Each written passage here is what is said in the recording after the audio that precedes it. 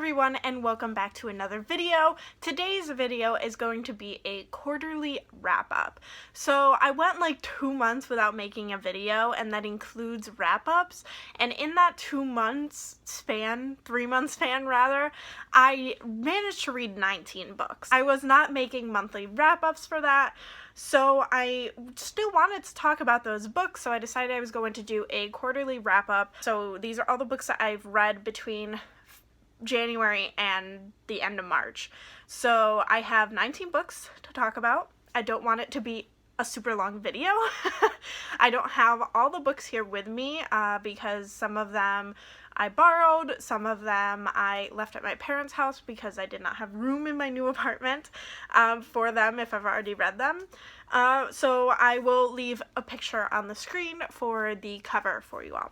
I'm going to make these synopses and my thoughts on them very brief.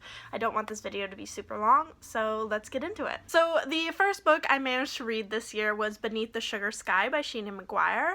This is the third book in the Wayward Children series. I gave this book 4 out of 5 stars. I love this series. I love the representation in it. I love the diversity. I just absolutely adore it. I love how dark and gritty it can be. So this one was just another addition to the series that I really enjoyed. And there was a quote that I really liked from this particular book that I have written down right on my sheet of paper here that I'm going to read for you all.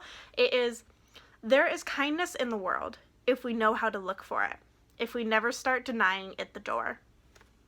Love that. The second book that I've read was The Turn of the Key by Ruth Ware. This is an adult mystery novel that I gave 4 out of 5 stars. I loved that it was about a woman who takes this nanny position, and I kind of really enjoyed the writing style of it. I liked that it was from her perspective, but she was writing like letters to someone. So she was in jail for a murder, and she was writing to get representation, to get a lawyer representation to say that she did not do it. Like, she is not the person that murdered this other person.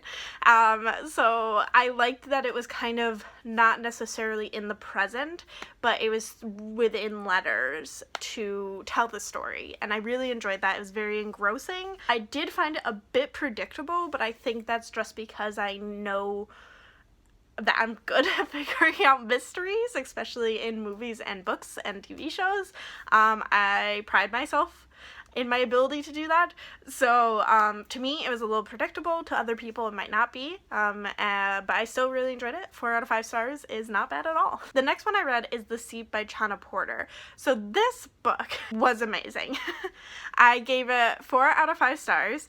I thought it was very unique. It was very complex.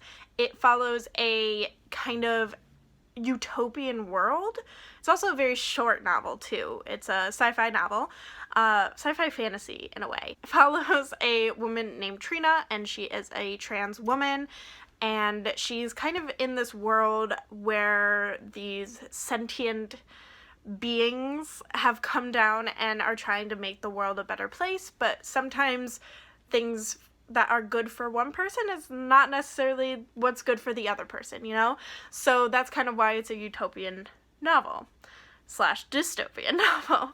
But yeah, Trina's significant other decides that she wants to revert back to a baby and live life all over again, because you can do that. You can change your entire appearance within this new world because of these beings. And she decides to do that, and now Trina is trying to figure out where her life is going to go from there. But it is very unique. It's complex. I really enjoyed it. Next, I read The Little Blue Kite by Mark Z. Danielewski. He is the author of House of Leaves, if you didn't know that. But this book is a kind of very short, like, picture book, and it is very unique. I gave it 3 out of 5 stars. It's definitely not something that I would normally pick up. I borrowed it from my employer, and I read it so that I can see what it was all about. And I did really like the artwork, and I liked how the book could be read in a multitude of ways. There's definitely, you could read it all following one specific color. You can read just the pictures themselves. You can read it all in its entirety, every single word on every single page.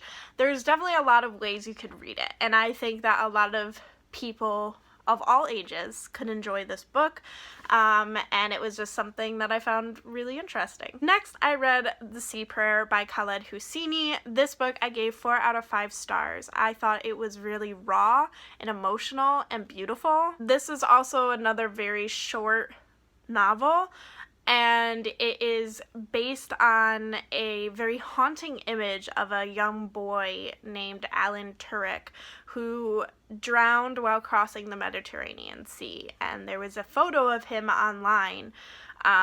Very, very, very heartbreaking to see, but Khaled Hosseini took that photo and made a short novel about a father writing a kind of prayer to his son.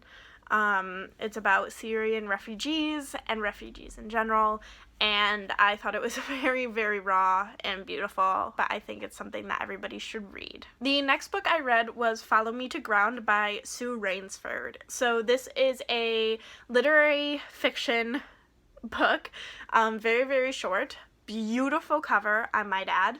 I found it kind of similar to The Seep. Different themes within it, but a little similar. It does have some sort of magical fantasy aspect to it. I gave it 4 out of 5 stars. It follows a young woman named Ada and her father. They have the ability to kind of heal people, and what they do is they take a person and they kind of like bury them in the ground. The ground is a physical thing in and of itself, its own kind of character.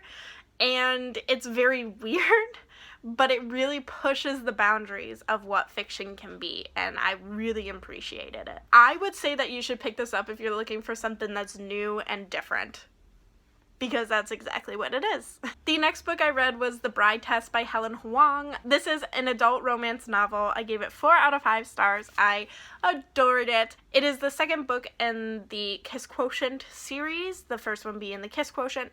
You don't necessarily have to read them in order. It just follows characters that are, you know, mentioned in the original book. This one follows Kai, who is the cousin of the main character in the first book, I believe, but it follows a man named Kai who has autism, is on the spectrum, and it follows a woman named Esme, comes to the States because Kai's mother wants to find him a bride. Hence the title of this book. It's very cute, it's very romantic, and I just really, really loved it. The next book I picked up is actually a manga, and it is I Hear the Sunspot by Yuki Fumino. This manga follows a young man who is hard of hearing, and he's kind of meeting new people. He's kind of a loner, but he ends up meeting another young man, and they become friends, and this other young man kind of like pulls him out of his shell a little bit. It is very tender and very sweet, and I think that a lot of people should read it because it's just so beautiful. I gave it 3.5 out of 5 stars. I just really enjoyed it. And it was a goal of mine to read more manga and graphic novels this year, so this was one of the ones that I first picked up, and I'm glad I did because I enjoyed it.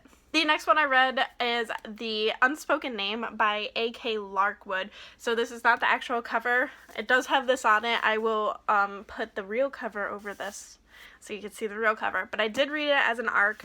I loved it, you guys. I loved it. This is a fast-paced epic fantasy novel that I gave 4 out of 5 stars. It follows a orc priestess turned assassin named Cassandra. I don't really know how to pronounce it. They do have a pronunciation guide in here, but I still really couldn't figure it out. And plus, once you say it one way in your head, it's hard to like change it around. But yeah, it's very unique. It's fast-paced. It has a lot of diverse characters. Cassandra herself is at least attracted to other women, but I don't know if it's necessarily that she is lesbian or if she is bisexual. It doesn't really, like, say that, but for sure she is definitely attracted to another woman in this, and I freaking loved it. There's angst, and they're kind of, like, enemies to lovers. It's perfect. This one also gives me a lot of, like, space opera vibes, which is awesome. So this is definitely one that I think that a lot of people should pick up if you want to get into either fantasy or science fiction, because there are aspects of both of it in this novel, and I really enjoyed it. Next, I read The Merciful Crow by Margaret Owen. So this is a young adult fantasy novel that follows a young woman named Fee. She is a part of this lower caste called the Crow Caste, and so they are kind of the bottom of the barrel people, but they are mercy killers. So there's this plague that is going through this kingdom, and they are the only ones that are immune to it. So they have to go and mercy kill or clean up the bodies of the people who have died from this plague.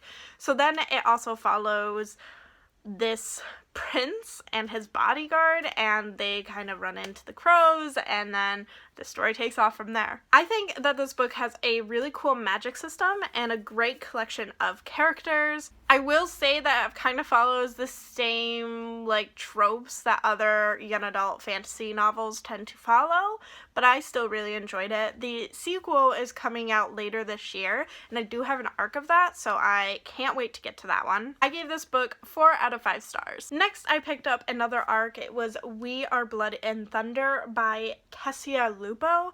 This is another young adult fantasy novel. I believe this was her debut novel as well. Unfortunately, I did not like this book. I gave it 2 out of 5 stars. I thought it was very dry and difficult to get through. The magic system was also very convoluted. I didn't really care for it. I also really couldn't connect with the characters. I will say that even though it does switch perspectives between the 2 main characters, I will say that they each had their own voice, so it was really easy to keep them separate in your mind. This had so much potential, you guys. So much potential, and it just kind of, like, went downhill. And I really wish it didn't, because I just thought the premise was really unique and different and something that I would really have enjoyed, but I just didn't. Next, I read a book that a coworker of mine recommended, and it is In 5 Years by Rebecca Serle. This is a adult fiction kind of romance novel, but not really. There is a little touch of fantasy in this. It is also very, very heartbreaking. I had my heart ripped out and, like, crushed into a million bajillion pieces, and then thrown away to go on the wind. Like, was very heartbreaking. My coworker also agreed. I gave this book 4 out of 5 stars. This book follows a woman named Danny who kind of has this literally a 5-year plan. She lives in Manhattan. She's been dating this guy for a few years now. She wants to marry him. She wants to get her dream job. She wants to move into her dream apartment. You know, the classic 5-year plan. And she has it all worked out in her head. And then she goes to sleep one night and wakes up 5 years in the future with a different man next to her in bed, in a brand new apartment, like totally different from the one she wanted or the one she's currently living in. She only spends an hour in the future, but it is enough that when she gets back, she is trying her hardest not to let that happen. It's very, very different, but heartbreaking, but very good. I recommend a lot of people pick this up because it is just so beautiful. It's also really short and really fast-paced, and it's really easy to get through, so I really enjoyed it. Even though it ripped my heart out. Next, I read Chirp by Kate Messner. So this is a middle grade fiction novel that follows a young girl named Mia who moves back to, I think it's Vermont, and she goes to her grandmother's, like, cricket farm, and it's just very cute, and it's like a classic middle grade novel where, you know, they get up to antics and things like that, but it does have a very, very good message and a lot of meaning to it. So I gave this book a 4 out of 5 stars. I really enjoyed it, and I do want to get into more middle grade novels because I think that they're amazing, and I want to see what kind of messages these authors are giving to younger readers, and this one definitely had a very good message. I really enjoyed it. The next one I read was Chain of Gold by Cassandra Clare. This is her first book in her new series, Last Hours. That's the series title, Last Hours. This one follows the children of the characters from the Infernal Devices series, trilogy, rather. If you've been following me for a really long time, you will know that Cassandra Clare is very hit or miss for me, and the Mortal Instruments series I didn't really enjoy. The Infernal Devices trilogy, though, I adored and absolutely loved. So I had a very strong feeling I was going to like this one because it is set in the same kind of time frame as the Infernal Devices, but following the children of those characters. You do get a lot of appearances from those characters from the Infernal Devices. So that's something I enjoyed. I gave this book 4 out of 5 stars. I loved the characters, the action, the little mystery behind everything, and I just can't wait for the next one to come out in this trilogy. The next book I managed to read is Little Book of Lost Words, which has a way longer title than that, but I didn't want to write all of that down, and I don't have anything in front of me for it. But here's the cover. Yeah, it is just this little reference book that I picked up on break while at work, and I managed to read it within like 20 minutes. It is a humorous reference book that combines history, art, and the English language to provide the readers with these newfound words, or new to them rather, words that they never thought they would need. Like, there are some very strange words out there from, years and years and years ago that probably aren't even used anymore, but still technically exist. So one of those words is like Famelicose and Ninnyhammer. So they're strange words. I don't remember the definition of them, but there's artwork in it, there's the definition, there's pronunciation guides, and things like that. It's a very quick read. It's very interesting. It's very funny, like I said. I enjoyed reading it. I gave it 4 out of 5 stars. The next one I read was The Red Lotus by Chris Bohjalian. He is the author of The Flight Attendant, which I believe is also a movie. So this one, I read the arc of it, and I gave it 2.5 stars. I just didn't really enjoy it. I thought it was very dry and very slow-paced. I thought the original concept of it was very engaging, otherwise I wouldn't have picked it up, but it was very interesting. So what this book entails is it follows Alexis and Austin, the newly married couple technically, and they decide to go on vacation to Vietnam. And while there, Austin goes missing, and now Alexis needs to figure out what happened. But you're also kind of trying to figure out why he was taken, because there's a mystery surrounding that, and then there's just all these other things happening. And this book turned out to be not really what I was expecting. I thought it was just going to be like a mystery novel, and it really wasn't. It did have its mystery to it, but like I said, it was very dry and very slow-paced. Also, it might not have been the best time to read this book because it did end up turning into a plague book. A book about literally like a disease and biological weapons, and with everything going on right now, maybe not the best time to have read this book, but yeah, I was hoping to like this more than I did. Next, I picked up The Chosen Ones by Veronica Roth. This is her first adult book, and guys, it was worth it. It is an adult fantasy novel about a woman named Sloane who 10 years, I think, before, she was one of the 5 chosen ones, and they defeated this, Dark Lord. Years have passed since then, they're reunited, and she's still this kind of, grumpy, morally gray character, and then they realize that that Dark Lord may not have actually been defeated. I gave this book 4 out of 5 stars. I thought that the structure of the novel itself was very unique and interesting. So it has the normal kind of writing of a book, but then it has like correspondence and top secret information and newspaper clippings all throughout this whole novel. I really enjoyed that aspect of it, and it's something that I like to see now in books. I think it changes things up a little bit. My kind of one complaint of this book would be that the magic wasn't exactly intuitive. I was very confused with the magic throughout most of this. I thought it wasn't really explained that well, and I wish that was done a little bit better, but I think that she might have done that on purpose for the next novels to kind of expand on the magic itself. But yeah, it was very, very interesting. I can't wait to see where this goes. Veronica Roth did a great job with her first adult novel. Alright, we're almost done, you guys. 2 more books to go. So the next one that I want to talk about is The Girl in the Stars by Mark Lawrence. This is a adult fantasy novel that just came out, I believe. It is my first Mark Lawrence book. It follows a young woman named Yaz who lives in this part of the world that is pretty much completely frozen over. She's part of this group of people who believe that if you cannot survive on the ice, then you are broken.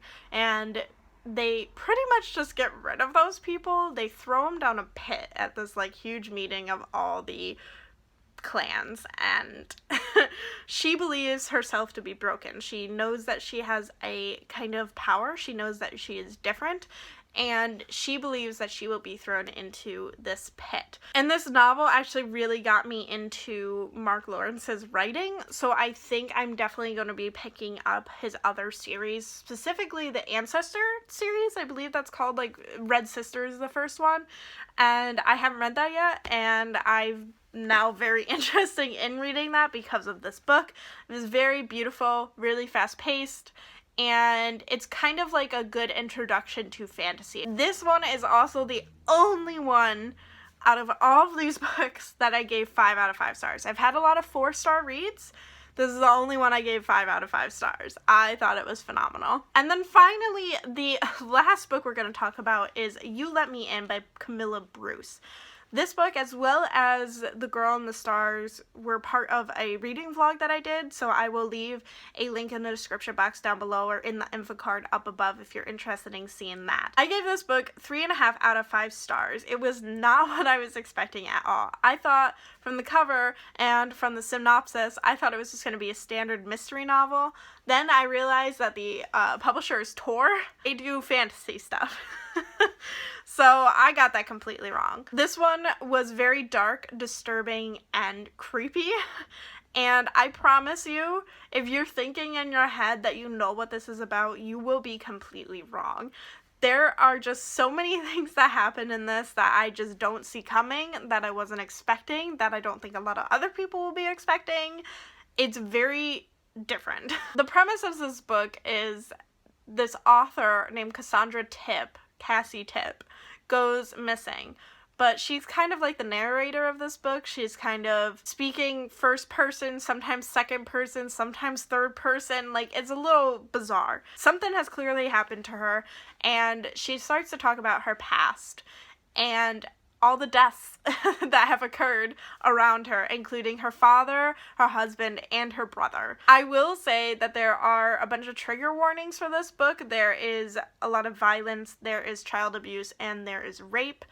References to it, not necessarily like reading the action of it, but there's like hints here and there that these things have happened to her or people around her. Definitely a very different, unique novel, and clearly surprised me because it wasn't something that I was expecting in the slightest. Alright everyone, so there you have it. Those were the 19 books that I read in the first quarter of this year. Just to recap, I managed to read 19 books, 1 2-star read, 1 2.5-star read, 1 3-star read, 2 3.5-star reads, 12 4-star reads. I read a lot of 4 stars, 1 4.5-star read, and 1 5-star read. Please let me know in the comments below if you've read any of these books and what you thought about them. I would love to know.